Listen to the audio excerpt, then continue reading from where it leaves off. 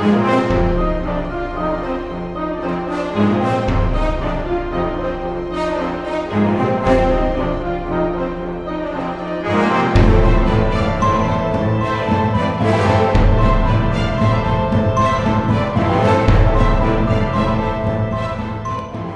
we're going to visit one of my favorite castles, Gaasbeek Castle, a romantic fortress not far from Brussels. Gaasbeek Castle has the appearance of a medieval fortress on the outside, but do not let that fool you. In its current form, it's not as old as it looks. The first castle in this location appeared in the 13th century. It was probably built around 1240 by Godfrey, son of the Duke of Brabant, to defend the duchy against invaders from Flanders and Hainaut. In 1388, the castle was destroyed by city troops from Brussels. They wanted to take revenge for the murder of Everard Sayles, a politician from Brussels. At that time, the Lord of Gaasbeek was Sweder van Apkoude. During the numerous conflicts in the region at the time, he took the opportunity to try and enlarge his possessions. The Brussels Council, however, stopped him in his tracks and prevented him from buying more land. Sweden was out for revenge, and on the Thursday before Easter in 1388, things got out of hand. Sayles was traveling from Lennik to Brussels on horseback and was attacked by a band of Sweder's men, including Sweder's own bastard son. They captured Sayles, chopped one of his feet off, and cut out his tongue.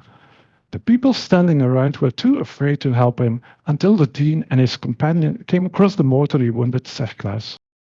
They put him on a cart and wheeled him back to Brussels, where he died 5 days later. A large amount of people from Brussels gathered at Gaasbeek and laid siege to the castle.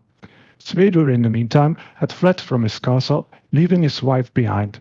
After a month of negotiations, he agreed to pay a fine and allowed the castle to be destroyed. Later, he returned to Gaasbeek and rebuilt the castle. Over the centuries, the castle switched hands several times. One of the better-known owners was Laborel, Count of Egmont. Egmont was a general and politician in the mid-1500s. In Belgium, he's still well known for being accused of treason against the Spanish king and getting beheaded on the market square in Brussels in 1568 together with the Count of Holland. Egmont, by the way, was a knight of the Golden Fleece. In the 17th and 18th century, the castle was transformed from a fortress into a luxury summer residence.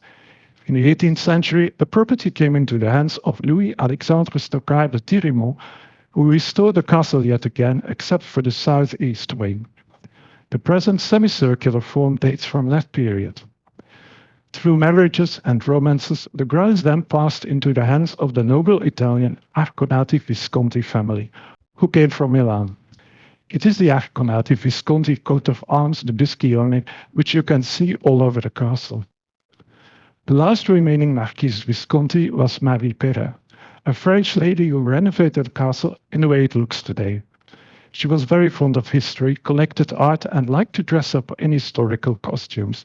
She usually stayed in Paris, though, and used Gaasbeek as a second home. In 1921, she donated the castle to the Belgian state on the condition that it would be turned into a museum. So let's go on a tour of the outside first. Entrance to the park is free, but to visit the interior of the castle you need a ticket. You can buy tickets in a newly built pavilion at the entrance of the park. It's quite a long walk, 600 meters to be more precise, from the entrance to the castle, as it's surrounded by a large park that dates from the 17th century. Just before you get to the castle itself, you come across the museum gardens on the right. These gardens were inspired by gardens of classical castles. I did not film the plant and vegetable part as it was a bit late in the season and there was not that much to see. One of the first little buildings one encounters left of the main entrance is the Gloriette, a little summer room. This was built in the 17th century for René de Renesse, the owner of the castle at the time. The stucco ceiling dates from 1620. A bit further down in the park, near the ponds, we find the St. Gertrude Chapel, which was also built for René de Renesse. The chapel dates from 1625 and has been restored recently and is now painted in white. The castle was often heavily attacked during wars, for example by French troops in 1695 when the eastern side was heavily damaged. On old etchings we can see how the castle looked in past times.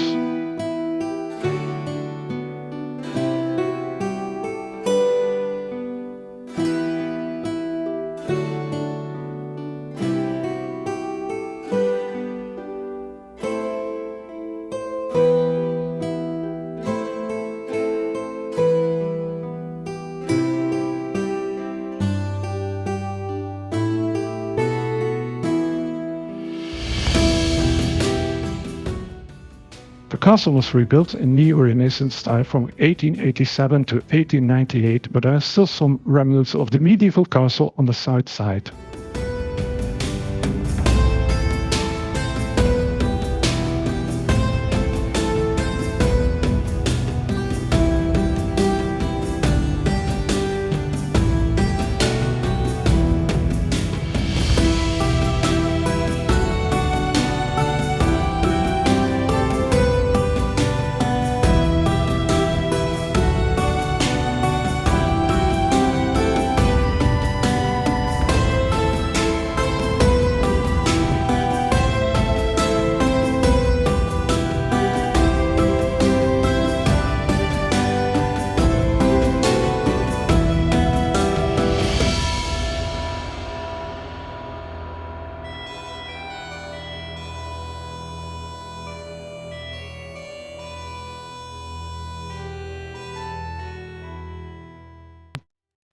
We start the tour of the interior via the door right next to the Great Gate. Most items in the interior are copies of museums like the Musée de Cluny in Paris, which the Marquise had made, or original artworks that she collected. During our last visit, these had not yet been placed back after the renovations, and the castle looks quite empty. The castle regularly hosts very good art events. During our visit, the theatre company FC Bergman provided the exposition called Ne m'oubliez, one of the mottos the Marquise had put all over the castle. The art event evoked the fantasy world of the Marquise, mostly with film and images. After passing through the reception/cloakroom, one enters a relatively narrow hallway. There's not much to see in the first room, except for a pile of armor, which was part of the art event. It refers to some kind of legend that one of the helmets in the castle's collection was found in one of the ponds of the gardens. Apparently this is just a legend, and the helmet was probably just pulled somewhere. In the next room, the irregularly shaped Charles Albert room, the wall paintings were overpainted in the past. They have now been restored to their original appearance. Trivia: the motto Bien en Merveille is the motto of Margaret of York, Charles de Gaulle's third wife. It's a compliment to the Duke's motto Je l'ai après. The motto in its whole means I have undertaken it, may good come of it. Via the hallway, we enter another small room where some pictures of the Marquise in a fancy dress were on display.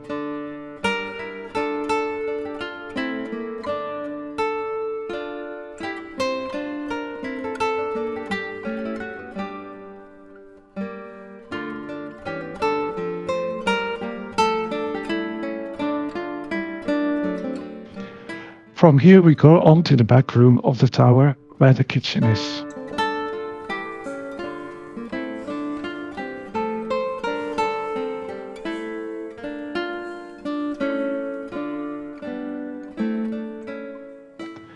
The coat of arms on the fireplace has been restored to its original form. The more recent version was a lot smaller.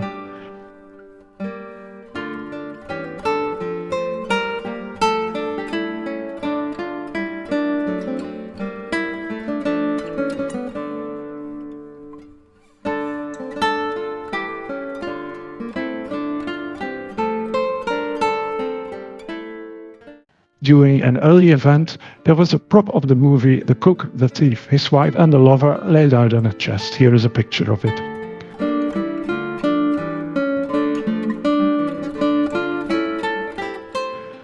From the kitchen, we enter into the dining room. There was a video installation in this room, so it was quite dark. You cannot see much of the historical scenes painted on the walls. These were also restored.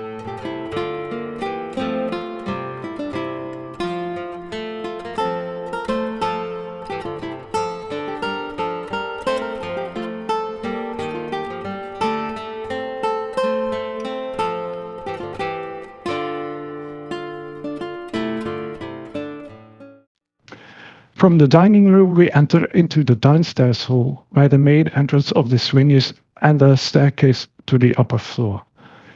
2 suits of armor are part of the original interior. The third one is part of the event.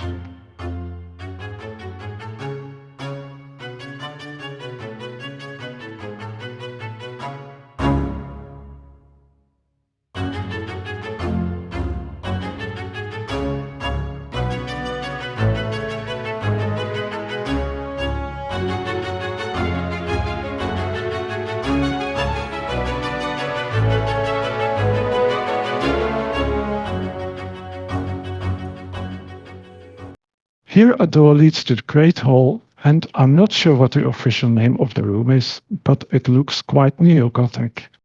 In this room it was quite busy during our visit, so here are a couple of pictures from an earlier visit.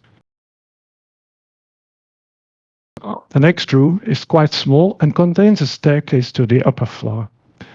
It gives also access to the Egmont room in the tower.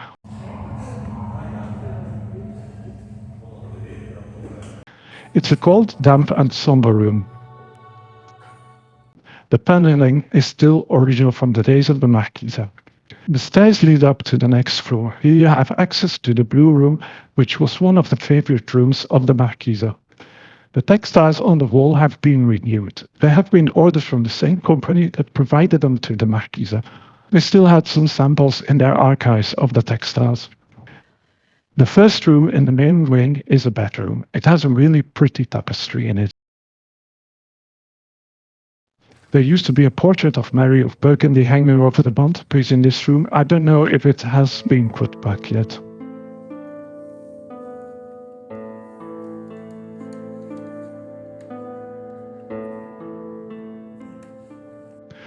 The room next to it is also a bedroom.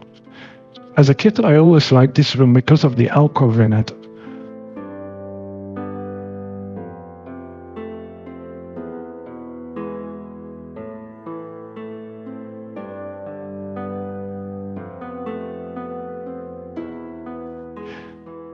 Don't pay attention to the dead horse. I think it was part of the event.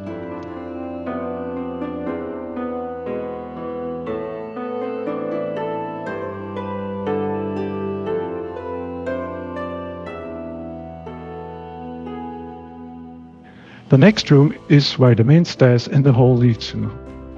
This room contains display cases for books and other objects and more tapestries. The tapestries are 15th and 16th century, which Marie collected and have been restored.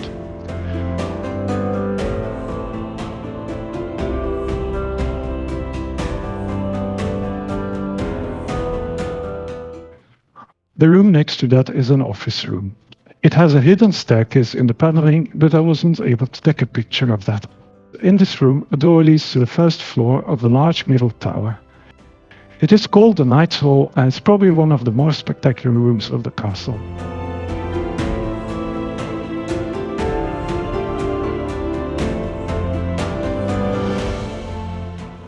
All sorts of scenes from the history of the castles are painted on the walls.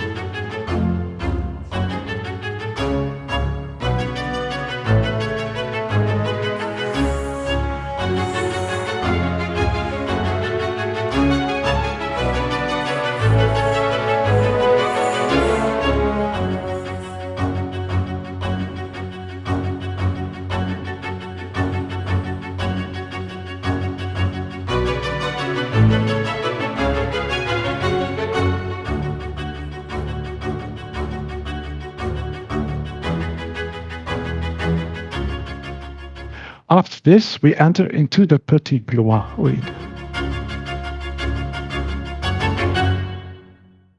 The decorations and installation were still going on when we were there, so I don't know what the status of them is now. On these walls, the motto Auto Honore can be seen. This was the motto of the Duke of Burgundy, Philip the Good. Behind the Petit Blois wing, and with the gatehouse at the back, are the apartments of Marie.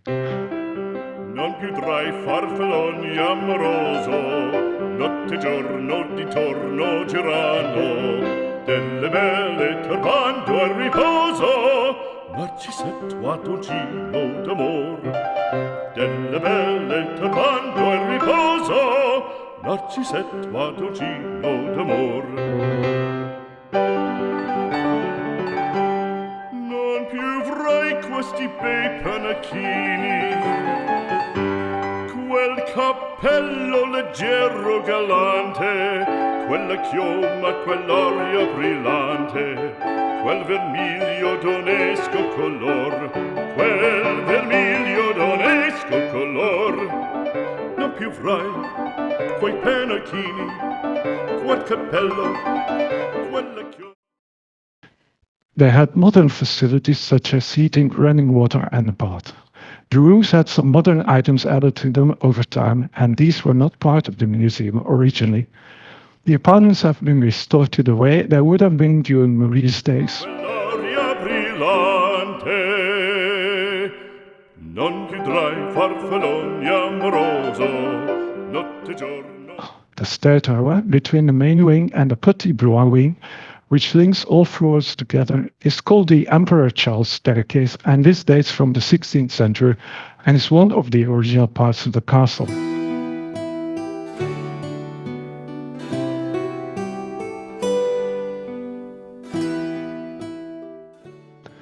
Via these stairs we can reach the upper floor of the main tower above the Knight's Hall.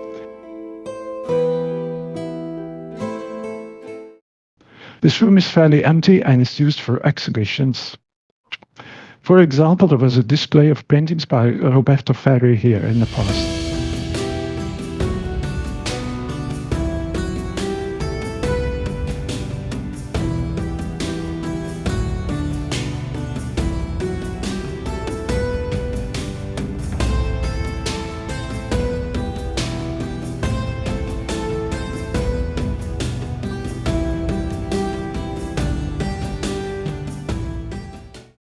From this part of the castle and the stairs you can also reach the depot attic, which was not accessible in the past.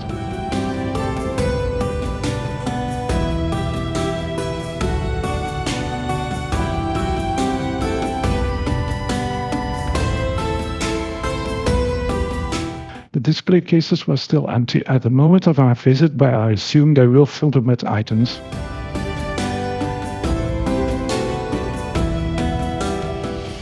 From here we can also reach the most tragic and somber room, above the Egmont room and the Blue room.